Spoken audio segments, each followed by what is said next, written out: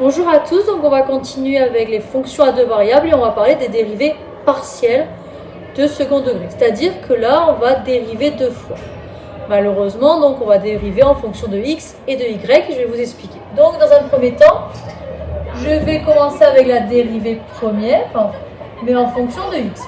Donc on se rappelle qu'à ce moment-là, on va considérer y comme une constante. Donc exponentielle de xy, on va donc se retrouver ici avec y notre constante, donc y exponentielle du xy. Et ici, ça va être sinus y qui va être considéré comme une constante, donc, et la dérivée de x étant égale à 1, il va nous rester plus sinus de y. Maintenant, on a vu qu'on pouvait dériver aussi en fonction de y. Donc, on va avoir quoi ici? Donc, toujours le même principe, exponentielle de u, u' e de u. Donc, comme c'est en fonction de y, x est une constante, donc on va avoir x exponentielle de xy. Et là, on va avoir le x considéré comme une constante. Et on sait que la dérivée du cosinus étant le cosinus, donc on va se retrouver plus x cosinus de y. Et là, on va dériver deux fois. Mais attention, on va avoir à chaque fois deux possibilités. C'est-à-dire que là, on va dériver ensuite en fonction de x et puis en fonction de y. Alors, que va-t-on avoir? On va donc se retrouver avec d de f, dy, dx, et on va faire la dérivée seconde. C'est-à-dire que là, on a dérivé en fonction de x, et maintenant, je vais dériver en fonction de y. Donc, c'est maintenant x qui va être considéré comme une constante. Donc là, on va avoir une structure en u fois v.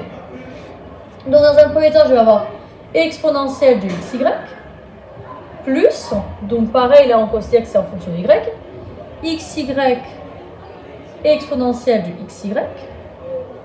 Et ici, comme on dérive en fonction de y, nous allons nous retrouver plus cosinus de y.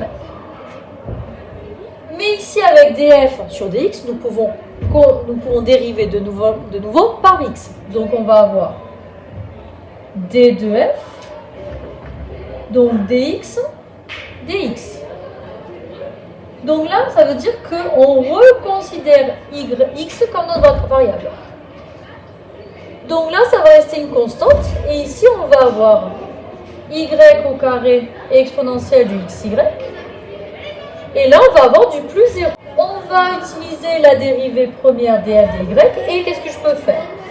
Maintenant, je peux considérer que je vais dériver selon x. Donc ici, qu'est-ce qu'on va avoir? On va avoir une structure en u fois v. Donc on va avoir exponentielle du xy. Plus, ici, qu'est-ce qui va se passer? On considère que y est notre constante. Donc on va avoir du xy exponentielle du xy. Et là, ici, que va-t-il se passer? On va avoir en fonction de x, donc on va avoir du plus cosinus de y, parce que cosinus de y étant notre constante, et la dérivée de x est égale à 1. Mais on peut aussi dériver de nouveau par y. Donc on va avoir d de f, d de y, d de y, ou la dérivée seconde. Donc là, ça va nous donner quoi? Ici, x est une constante, on va donc dériver uniquement par rapport à y, donc considérer x comme une constante. Donc là, je vais me retrouver avec du x carré exponentielle du xy. Là, on va avoir ici notre constante. Et là, on va dériver en fonction de y. Et on sait que la dérive du cosinus, c'est moins sinus.